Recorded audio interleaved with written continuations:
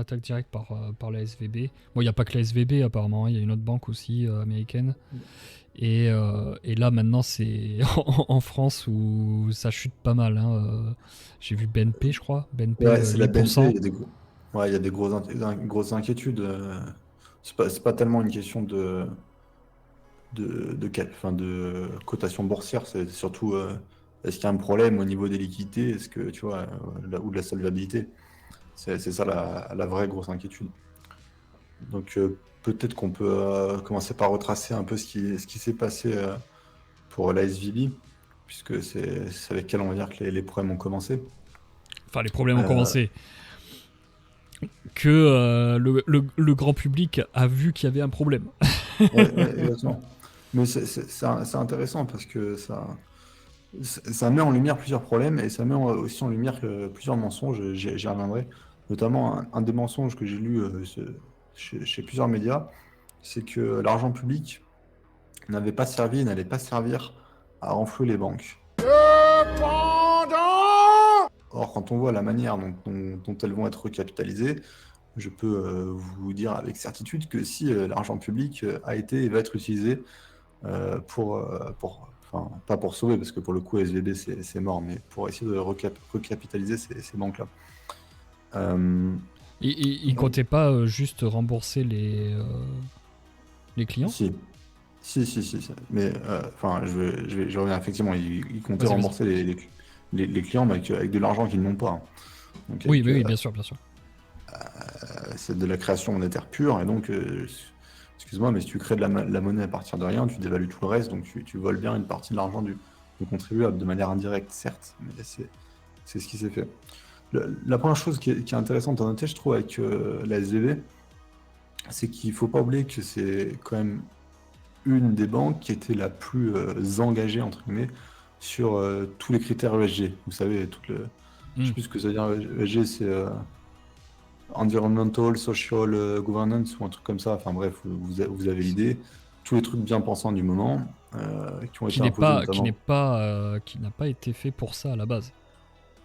certes, mais qui est dans l'idée en tout cas aujourd'hui. Enfin, ou dans cette mouvance-là. Donc, c'était une des banques les plus engagées aux États-Unis sur ces questions-là. Et ça a fortement nuit à sa rentabilité. Oh merde! Oh, c'est con ça! Pour une raison simple, c'est que ses clients, qui étaient du coup des entreprises essentiellement de la Silicon Valley, des sociétés tech, ont constamment sous-performé par rapport au reste du marché. Donc, par exemple, vous prenez l'année dernière, le Nasdaq a pris je crois, moins 60 ou moins 70% en 2022. Et si tu prends les sociétés clientes de la SVB, c'était bien pire que ça. C'était plutôt de l'ordre du moins 80%. Donc déjà, les clients qu'avait la banque à son actif étaient, disons, de moins bonne qualité, si je puis dire, qu'une banque classique ou comment ça s'appelle, un fonds d'investissement classique. Donc là, il y avait déjà un premier problème. C'est pas ça qui a causé la faillite de la banque, mais ça vous donne un petit peu le contexte du truc. Et je le précise parce que c'est un peu la preuve que ce genre de société suivait complètement aveuglément la tendance qui était à la mode et évidemment n'était pas franchement du genre à remettre en cause ce que pouvait dire l'État et en particulier ce que pouvait dire la Fed. Pourquoi est-ce que je vous dis ça? Parce que en fait, qu'est-ce qui a causé la faillite de cette banque? C'est essentiellement le fait qu'elle finançait des investissements longs, à savoir des bonds, des bons au trésor américains, avec des ressources de court terme. Donc les dépôts de ses clients, comme on l'a dit, de la Silicon Valley. Euh, Or le problème, c'est qu'elle a toujours écouté aveuglément ce que disait la Fed, elle a toujours cru que le quoi qu'il en coûte, les liquidités abondantes ne s'arrêteraient jamais. Et qu'est-ce qui s'est passé le jour où ça s'est arrêté? Le jour où la Fed a fait ce qu'elle avait dit et qu'elle a remonté ses taux, bah, évidemment, la valeur de ces actifs, donc la valeur des bonds, a complètement chuté. Parce que vous le savez, hein, quand la Banque centrale remonte ses taux d'intérêt, toutes les obligations anciennement émises perdent de la valeur. Pour une raison qui est très simple. Si vous aviez un rendement, je dis n'importe quoi, de 2% par an avant, et qu'aujourd'hui on propose la même chose, mais à 3%, bah, tout le monde veut le truc à 3%. Personne ne veut le truc à 2%, à moins d'être débile. Donc c'est pour ça que là, quand la Fed a remonté ses taux, la banque a pris cher, quoi, parce que tous ses actifs étaient des bonds qui ne valaient plus rien. Le problème, c'est que elle s'est retrouvée un jour à être en besoin de liquidité. Il y a beaucoup de clients qui commençaient à retirer des fonds, elle ne les avait pas, donc elle a dû vendre ses bonds. Elle a pris une moins-value, je me souviens plus, je crois 1,8 milliard. Je sais pas si tu confirmes, Adam, je sais pas si tu te souviens des chiffres. Je me souviens, mais c'est dans cet ordre de grandeur, il me semble. Ouais, voilà, on est entre 1 et 2 milliards d'euros, si je dis pas de conneries. Ça a quand même un tout petit peu fait paniquer les investisseurs et aussi les clients. Donc elle a commencé par chuter en bourse. Je crois qu'elle a pris moins 60% le jour où elle a annoncé la moins-value. Quand elle a chuté en bourse, les clients se sont dit mais putain, mais qu'est-ce que c'est ce bordel? Il n'y a pas de fumée sans feu. Donc ils ont commencé à retirer leurs fonds.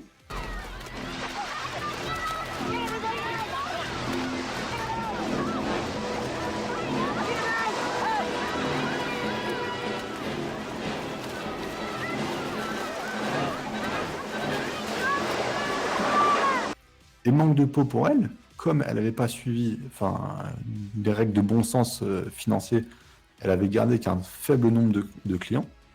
Et donc, il s'est passé ce qui était prévisible qu'il allait se passer, c'est-à-dire que tous les clients ont retiré leur argent en même temps. Enfin, il n'y a pas beaucoup de clients. Donc, et voilà, banque run classique. Enfin, c'est vieux comme le monde, cette histoire.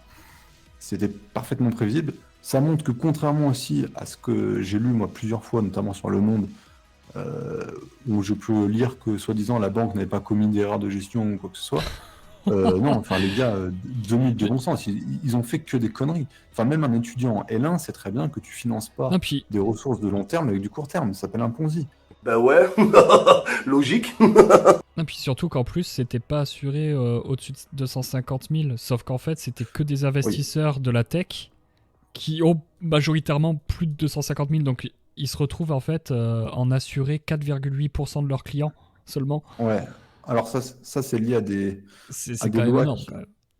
Ouais, mais c'est aussi lié à un autre truc. C'est aussi les clients qui on les déresponsabilise pas mal, surtout si on doit si on doit faire marcher l'imprimante à billets pour les sauver. Ces clients-là, on les déresponsabilise un tout petit peu quand même. Hein.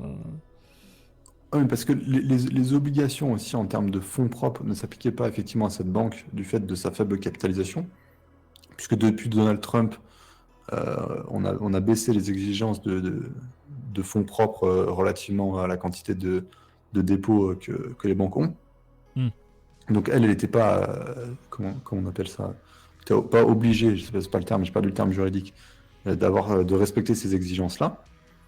Et aussi elle n'était pas soumise à ces exigences. Voilà, exactement.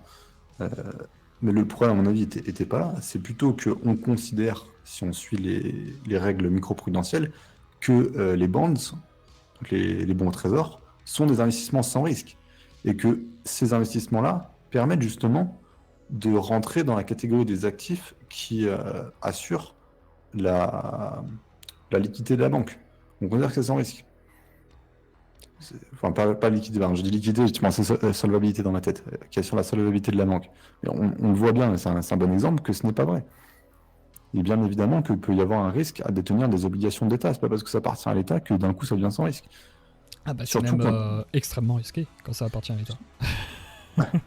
C'est surtout que quand tu as eu toutes ces années de taux zéro, tu te doutais bien qu'à un moment il allait y avoir de l'inflation, et tu te doutais bien que le jour où il y a de l'inflation, les banques centrales allaient remonter les taux. Donc c'était d'une certaine manière complètement prévisible. J'ai oublié de le préciser, mais les dirigeants, la SVB, ont quand même vendu leurs actions quelque chose comme 2 semaines avant.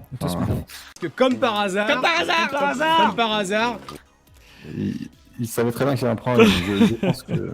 Et dernier point peut-être important de l'affaire, comme tu l'évoquais tout à l'heure, je crois que c'est la Fed qui a dit qu'ils allaient renflouer les clients qui avaient perdu leurs fonds à cause de cette histoire. Je sais pas si c'est la Fed. Biden, oui. Après, je sais pas si la Fed a validé ou pas. Je prenais pas ce que je dis pour argent comptant, mais il me semble que c'est la Fed. Alors là, c'est le deuxième mensonge dont je parlais tout à l'heure, quand on nous dit que l'argent public ne va pas servir à renflouer la banque. Alors peut-être pas la banque, non, mais les clients, du coup. Et on va bien se servir d'argent public. Enfin, cet argent-là, la Fed, elle l'a pas. Elle va le créer à partir de rien. C'est comme ça que fonctionne notre système monétaire. Donc à partir du moment où elle le crée à partir de rien, bah, elle va dévaluer la monnaie. Et ça revient quand même bien à faire payer le contribuable.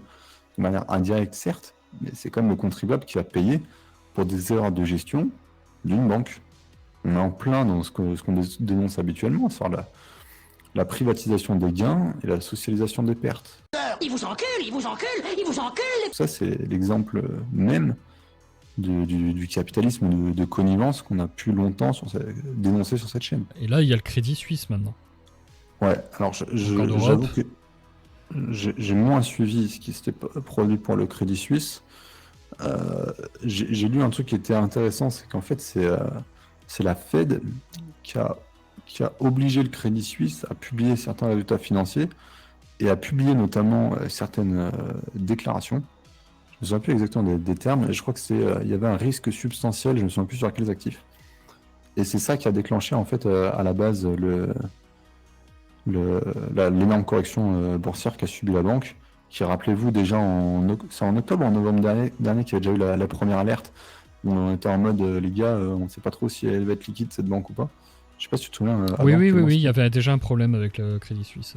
Ouais, c'était en Il n'y a octobre. pas ou en super novembre longtemps, dernier. je crois que c'était début d'année, enfin d'année scolaire, quoi. Ouais, c'est possible.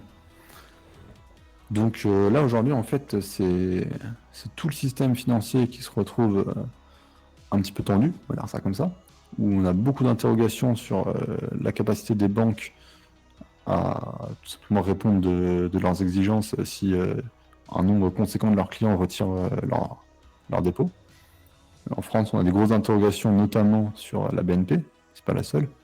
La BNP étant quand même... Crédit Agricole. Et la troisième, c'était qui? Je l'ai plus en tête. La BNP, c'est quand même une des plus grosses banques d'Europe, hein. Je crois que c'est la deuxième banque d'Europe, si je dis pas de conneries. Crédit Agricole, ça ferait pas rire, mais la BNP, c'est encore une autre histoire. Donc il y a quand même derrière tout ça des souvenirs de 2008 qui en remontent. On a l'impression qu'il y a quand même beaucoup de choses en commun. Des politiques monétaires un peu débiles, qui ont incité des banques à prendre des décisions débiles, et qui amènent à des conséquences potentiellement dramatiques. Je lisais un truc de Warren Buffett qui disait dans ces situations-là, on voit qu'il n'y a jamais un seul cafard dans la cuisine. C'est un cafard! La manière de dire que là, c'est pas parce qu'il y a eu un problème avec la SVB ou avec le Crédit Suisse que ça va s'arrêter là, et qu'on va pas découvrir qu'il y a d'autres banques qui sont à peu près dans la même situation. Donc je pense que ça va être intéressant de suivre ce qui va se passer. Malheureusement, je pense qu'il y a de bonnes raisons d'être un peu inquiet quand même. En tout cas, on peut remercier nos dirigeants qui ont tout fait pour, disons, mettre tous les éléments, tous les ingrédients dans la casserole, si je puis dire, pour créer une bonne crise financière. Et si elle éclate, ils auront évidemment, à commencer par les autorités monétaires, une énorme part de responsabilité dans ce qui s'est passé. Je sais pas si tu as des choses à rajouter, toi, Adam. Peut-être que j'ai oublié des Non, trucs. pas grand chose à rajouter. Hein. De toute façon, ça m'étonne pas ce qui arrive. Et pour quelqu'un qui a un minimum déjà intelligent, un minimum, mais surtout un minimum renseigné, il a déjà pris ses mesures, quoi. Je vous encourage aussi à lire pour une fois un article sur Contrepoint qui est traduit du Mises, si vous avez la flamme de lire Je l'ai lu, ouais. les articles. Qui est franchement bien, qui montre en fait comment ces politiques monétaires accommodantes ont incité la SVB, mais pas uniquement, justement à s'engager sur ces politiques, enfin sur ce management-là, on va dire, de leur banque. Donc c'est assez intéressant, c'est très facile à comprendre. Donc allez-y, si vous ne l'avez pas lu et que vous avez la flamme de lire en anglais, ça vaut le coup.